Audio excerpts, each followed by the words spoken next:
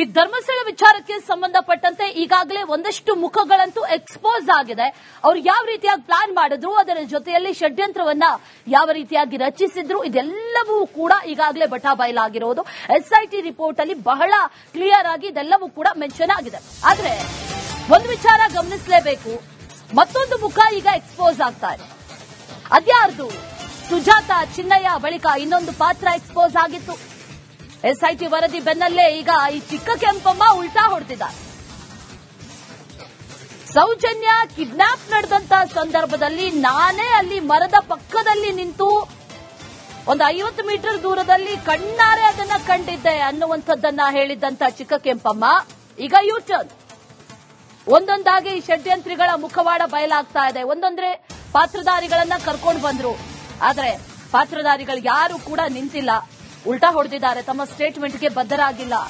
Soujanya kidnap ನಡೆದಂತಹ ಸಂದರ್ಭದಲ್ಲಿ 12-13 ವರ್ಷದ ಹಿಂದೆ ನಾನು ಅಲ್ಲೇ ಇದ್ದೆ, ಇಷ್ಟು ವರ್ಷ ನಾನು ಭಯ ಪಡ್ಕೊಂಡಿದ್ದೆ, ಹೇಳಲಿಲ್ಲ, ಯಾರಿಗೂ ಕೂಡ ಸತ್ಯವನ್ನ ಹೇಳೋದಕ್ಕೆ ಮುಂದೆ ಬಂದಿಲ್ಲ. ಈಗ ಅನ್ಯಾಯ ಆಗಿದೆ, ಸತ್ಯ ಹೇಳೋದಕ್ಕೆ ಮುಂದೆ ಬಂದಿದ್ದೀನಿ ಅನ್ನುವಂಥದ್ದನ್ನ ಹೇಳಿದಂತ ಚಿಕ್ಕ ಕೆಂಪಮ್ಮ ಈಗ ಉಲ್ಟಾ ಹೊಡೆದಿದ್ದಾರೆ. ಎಸ್ಐಟಿ ರಿಪೋರ್ಟ್ ಬಂದ ಮೇಲೆ ಹೆದರ್ಕೊಂಡಂತೆ ಕಾಣಿಸ್ತಾ ಇದೆ ಈ ಬುರುಡೆ ಗ್ಯಾಂಗ್.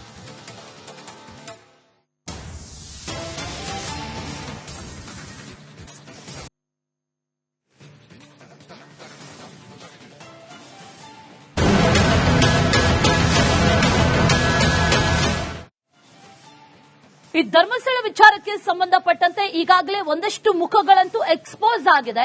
ಅವರು ಯಾವ ರೀತಿಯಾಗಿ ಪ್ಲಾನ್ ಮಾಡಿದ್ರು, ಅದರ ಜೊತೆಯಲ್ಲಿ ಷಡ್ಯಂತ್ರವನ್ನ ಯಾವ ರೀತಿಯಾಗಿ ರಚಿಸಿದ್ರು, ಇದೆಲ್ಲವೂ ಕೂಡ ಈಗಾಗಲೇ ಬಟಾಬಯಲಾಗಿರೋದು. ಎಸ್ಐಟಿ ರಿಪೋರ್ಟ್ ಅಲ್ಲಿ ಬಹಳ ಕ್ಲಿಯರ್ ಆಗಿ ಇದೆಲ್ಲವೂ ಕೂಡ ಮೆನ್ಷನ್ ಆಗಿದೆ. ಆದ್ರೆ ಒಂದು ವಿಚಾರ ಗಮನಿಸಲೇಬೇಕು, ಮತ್ತೊಂದು ಮುಖ ಈಗ ಎಕ್ಸ್ಪೋಸ್ ಆಗ್ತಾ ಇದೆ. ಅದ್ಯಾರ್ದು? ಸುಜಾತ ಚಿನ್ನಯ್ಯ ಬಳಿಕ ಇನ್ನೊಂದು ಪಾತ್ರ ಎಕ್ಸ್ಪೋಸ್ ಆಗಿತ್ತು. ಎಸ್ಐಟಿ ವರದಿ ಬೆನ್ನಲ್ಲೇ ಈಗ ಈ ಚಿಕ್ಕ ಕೆಂಪಮ್ಮ ಉಲ್ಟಾ ಹೊಡೆದಿದ್ದಾರೆ. ಸೌಜನ್ಯ ಕಿಡ್ನಾಪ್ ನಡೆದಂತ ಸಂದರ್ಭದಲ್ಲಿ ನಾನೇ ಅಲ್ಲಿ ಮರದ ಪಕ್ಕದಲ್ಲಿ ನಿಂತು ಒಂದು 50 ಮೀಟರ್ ದೂರದಲ್ಲಿ ಕಣ್ಣಾರೆ ಅದನ್ನ ಕಂಡಿದ್ದೆ ಅನ್ನುವಂಥದ್ದನ್ನ ಹೇಳಿದ್ದಂತ ಚಿಕ್ಕ ಕೆಂಪಮ್ಮ ಈಗ ಯೂಟರ್ನ್. ಒಂದೊಂದಾಗಿ ಈ ಷಡ್ಯಂತ್ರಿಗಳ ಮುಖವಾಡ ಬಯಲಾಗ್ತಾ ಇದೆ. ಒಂದೊಂದ್ರೆ ಪಾತ್ರಧಾರಿಗಳನ್ನ ಕರ್ಕೊಂಡು ಬಂದ್ರು, ಆದ್ರೆ ಪಾತ್ರಧಾರಿಗಳು ಯಾರು ಕೂಡ ನಿಂತಿಲ್ಲ, ಉಲ್ಟಾ ಹೊಡೆದಿದ್ದಾರೆ, ತಮ್ಮ ಸ್ಟೇಟ್ಮೆಂಟ್ಗೆ ಬದ್ಧರಾಗಿಲ್ಲ. ಸೌಜನ್ಯ ಕಿಡ್ನಾಪ್ ನಡೆದಂತಹ ಸಂದರ್ಭದಲ್ಲಿ 12-13 ವರ್ಷದ ಹಿಂದೆ ನಾನು ಅಲ್ಲೇ ಇದ್ದೆ, ಇಷ್ಟು ವರ್ಷ ನಾನು ಭಯ ಪಡ್ಕೊಂಡಿದ್ದೆ, ಹೇಳಲಿಲ್ಲ, ಯಾರಿಗೂ ಕೂಡ ಸತ್ಯವನ್ನ ಹೇಳೋದಕ್ಕೆ ಮುಂದೆ ಬಂದಿಲ್ಲ. ಈಗ ಅನ್ಯಾಯ ಆಗಿದೆ, ಸತ್ಯ ಹೇಳೋದಕ್ಕೆ ಮುಂದೆ ಬಂದಿದ್ದೀನಿ ಅನ್ನುವಂಥದ್ದನ್ನ ಹೇಳಿದಂತ ಚಿಕ್ಕ ಕೆಂಪಮ್ಮ ಈಗ ಉಲ್ಟಾ ಹೊಡೆದಿದ್ದಾರೆ. ಎಸ್ಐಟಿ ರಿಪೋರ್ಟ್ ಬಂದ ಮೇಲೆ ಹೆದರ್ಕೊಂಡಂತೆ ಕಾಣಿಸ್ತಾ ಇದೆ ಈ ಬುರುಡೆ ಗ್ಯಾಂಗ್.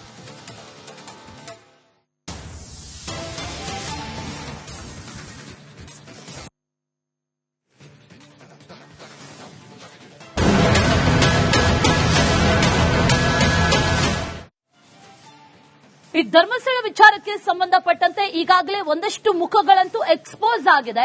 ಅವರು ಯಾವ ರೀತಿಯಾಗಿ ಪ್ಲಾನ್ ಮಾಡಿದ್ರು, ಅದರ ಜೊತೆಯಲ್ಲಿ ಷಡ್ಯಂತ್ರವನ್ನ ಯಾವ ರೀತಿಯಾಗಿ ರಚಿಸಿದ್ರು, ಇದೆಲ್ಲವೂ ಕೂಡ ಈಗಾಗಲೇ ಬಟಾಬಯಲಾಗಿರೋದು. ಎಸ್ಐಟಿ ರಿಪೋರ್ಟ್ ಅಲ್ಲಿ ಬಹಳ ಕ್ಲಿಯರ್ ಆಗಿ ಇದೆಲ್ಲವೂ ಕೂಡ ಮೆನ್ಷನ್ ಆಗಿದೆ. ಆದ್ರೆ ಒಂದು ವಿಚಾರ ಗಮನಿಸಲೇಬೇಕು, ಮತ್ತೊಂದು ಮುಖ ಈಗ ಎಕ್ಸ್ಪೋಸ್ ಆಗ್ತಾ ಇದೆ. ಅದ್ಯಾರ್ದು? ಸುಜಾತ ಚಿನ್ನಯ್ಯ ಬಳಿಕ ಇನ್ನೊಂದು ಪಾತ್ರ ಎಕ್ಸ್ಪೋಸ್ ಆಗಿತ್ತು. ಎಸ್ಐಟಿ ವರದಿ ಬೆನ್ನಲ್ಲೇ ಈಗ ಈ ಚಿಕ್ಕ ಕೆಂಪಮ್ಮ ಉಲ್ಟಾ ಹೊಡೆದಿದ್ದಾರೆ. ಸೌಜನ್ಯ ಕಿಡ್ನಾಪ್ ನಡೆದಂತ ಸಂದರ್ಭದಲ್ಲಿ ನಾನೇ ಅಲ್ಲಿ ಮರದ ಪಕ್ಕದಲ್ಲಿ ನಿಂತು ಒಂದು 50 ಮೀಟರ್ ದೂರದಲ್ಲಿ ಕಣ್ಣಾರೆ ಅದನ್ನ ಕಂಡಿದ್ದೆ ಅನ್ನುವಂಥದ್ದನ್ನ ಹೇಳಿದ್ದಂತ ಚಿಕ್ಕ ಕೆಂಪಮ್ಮ ಈಗ ಯೂಟರ್ನ್. ಒಂದೊಂದಾಗಿ ಈ ಷಡ್ಯಂತ್ರಿಗಳ ಮುಖವಾಡ ಬಯಲಾಗ್ತಾ ಇದೆ. ಒಂದೊಂದ್ರೆ ಪಾತ್ರಧಾರಿಗಳನ್ನ ಕರ್ಕೊಂಡು ಬಂದ್ರು, ಆದ್ರೆ ಪಾತ್ರಧಾರಿಗಳು ಯಾರು ಕೂಡ ನಿಂತಿಲ್ಲ, ಉಲ್ಟಾ ಹೊಡೆದಿದ್ದಾರೆ, ತಮ್ಮ ಸ್ಟೇಟ್ಮೆಂಟ್ಗೆ ಬದ್ಧರಾಗಿಲ್ಲ. ಸೌಜನ್ಯ ಕಿಡ್ನಾಪ್ ನಡೆದಂತಹ ಸಂದರ್ಭದಲ್ಲಿ 12-13 ವರ್ಷದ ಹಿಂದೆ ನಾನು ಅಲ್ಲೇ ಇದ್ದೆ, ಇಷ್ಟು ವರ್ಷ ನಾನು ಭಯ ಪಡ್ಕೊಂಡಿದ್ದೆ, ಹೇಳಲಿಲ್ಲ, ಯಾರಿಗೂ ಕೂಡ ಸತ್ಯವನ್ನ ಹೇಳೋದಕ್ಕೆ ಮುಂದೆ ಬಂದಿಲ್ಲ. ಈಗ ಅನ್ಯಾಯ ಆಗಿದೆ, ಸತ್ಯ ಹೇಳೋದಕ್ಕೆ ಮುಂದೆ ಬಂದಿದ್ದೀನಿ ಅನ್ನುವಂಥದ್ದನ್ನ ಹೇಳಿದಂತ ಚಿಕ್ಕ ಕೆಂಪಮ್ಮ ಈಗ ಉಲ್ಟಾ ಹೊಡೆದಿದ್ದಾರೆ. ಎಸ್ಐಟಿ ರಿಪೋರ್ಟ್ ಬಂದ ಮೇಲೆ ಹೆದರ್ಕೊಂಡಂತೆ ಕಾಣಿಸ್ತಾ ಇದೆ ಈ ಬುರುಡೆ ಗ್ಯಾಂಗ್.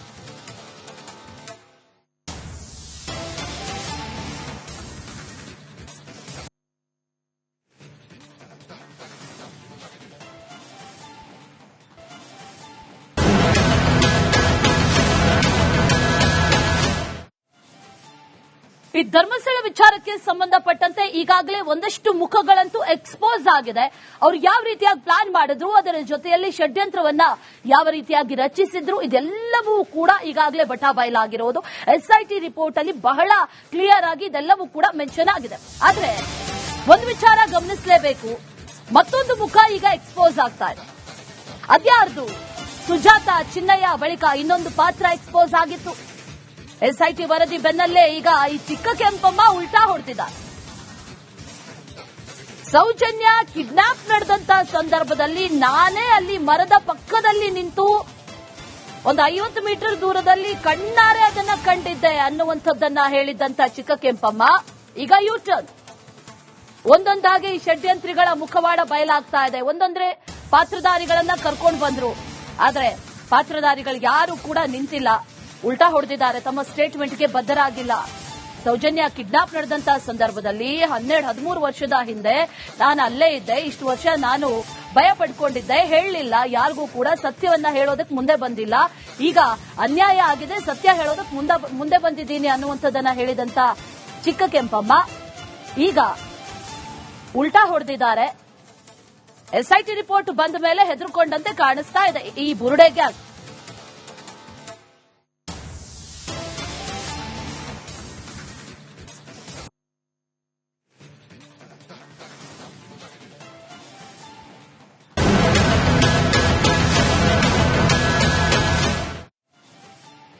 ಈ ಧರ್ಮಸ್ಥಳ ವಿಚಾರಕ್ಕೆ ಸಂಬಂಧಪಟ್ಟಂತೆ ಈಗಾಗಲೇ ಒಂದಷ್ಟು ಮುಖಗಳಂತೂ ಎಕ್ಸ್ಪೋಸ್ ಆಗಿದೆ.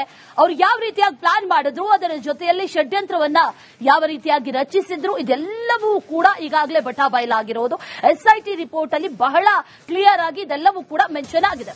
ಆದ್ರೆ ಒಂದು ವಿಚಾರ ಗಮನಿಸಲೇಬೇಕು, ಮತ್ತೊಂದು ಮುಖ ಈಗ ಎಕ್ಸ್ಪೋಸ್ ಆಗ್ತಾ ಇದೆ. ಅದ್ಯಾರ್ದು? ಸುಜಾತ ಚಿನ್ನಯ್ಯ ಬಳಿಕ ಇನ್ನೊಂದು ಪಾತ್ರ ಎಕ್ಸ್ಪೋಸ್ ಆಗಿತ್ತು. ಎಸ್ಐಟಿ ವರದಿ ಬೆನ್ನಲ್ಲೇ ಈಗ ಈ ಚಿಕ್ಕ ಕೆಂಪಮ್ಮ ಉಲ್ಟಾ ಹೊಡೆದಿದ್ದಾರೆ. ಸೌಜನ್ಯ ಕಿಡ್ನಾಪ್ ನಡೆದಂತ ಸಂದರ್ಭದಲ್ಲಿ ನಾನೇ ಅಲ್ಲಿ ಮರದ ಪಕ್ಕದಲ್ಲಿ ನಿಂತು ಒಂದು 50 ಮೀಟರ್ ದೂರದಲ್ಲಿ ಕಣ್ಣಾರೆ ಅದನ್ನ ಕಂಡಿದ್ದೆ ಅನ್ನುವಂಥದ್ದನ್ನ ಹೇಳಿದ್ದಂತ ಚಿಕ್ಕ ಕೆಂಪಮ್ಮ ಈಗ ಯೂಟರ್ನ್.